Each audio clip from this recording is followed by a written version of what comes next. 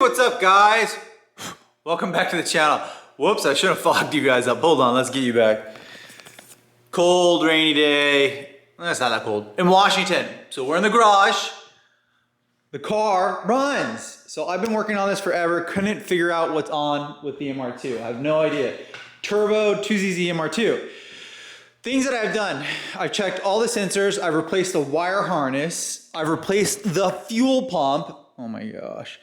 And then finally what I did this recently to get it running was I rebought another OEM ECU, because I always sell them on my website, because I always think I won't use them, for a 2ZZ manual transmission year 2000. What this does is it checks engine codes. So I actually went and put it in to check the engine codes. And there was a water temp code, and the reason it was is because the water temperature wasn't plugged in correctly. I unplugged the pins and we put them back in, worked great. Car started right up. Seriously, the car starts. I'm running it, the car starts on the original ECU. It will not start on the Apexi ECU. Why? I'm assuming that the Apexi just forgot the tune because it sat for so long. I don't know, this is kind of bizarre. I've never had that before. But let's start the car. This is crazy. I just could not believe that this happened. I was just like, might as well just wing it, right? Why not? Let's just try. If you want these gauges, go to my website. They're on my website. All right, here we go. Ready? 3, 2, 1. Isn't that insane? What the heck? That is insane. It makes no sense at all. I gotta open up the garage so I don't get smoked out in here. So, this is insane. This is crazy, absolutely crazy. Now, it sounds like race car nasty. The reason why is the exhaust is coming out right here. Here, I'll turn it off.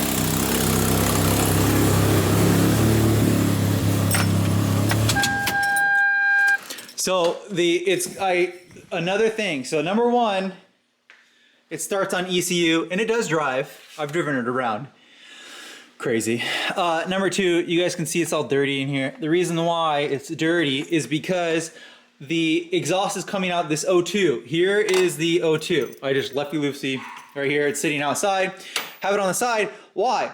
Exhaust does come out of this exhaust tailpipe, but it's clogged. There's a high flow cat right here, and listen, you guys hear that?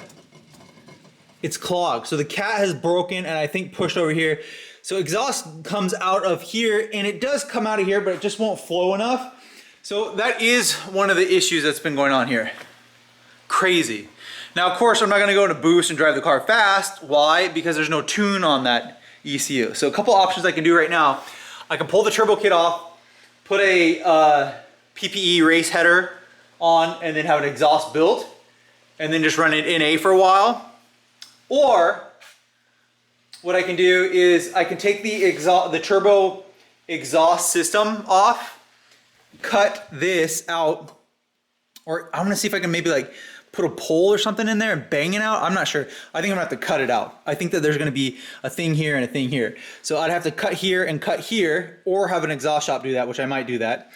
And then I could run the O2 back on, mail the ECU, the Apexi ECU, to monkey wrench, and then drive it turboed again. But I do have this stuff pretty much all right now to go in A. So I don't know what you guys should think, what I should do. So if you ever get to this point, number one, the car's issue is obviously that the catalytic converter is plugged. That's the number one issue.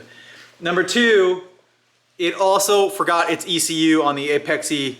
So if you are running a 2ZZ swapped anything, I guess, on whether it's a CELICA GTS or whatever, maybe it's a good idea to keep a stock ECU to run engine codes.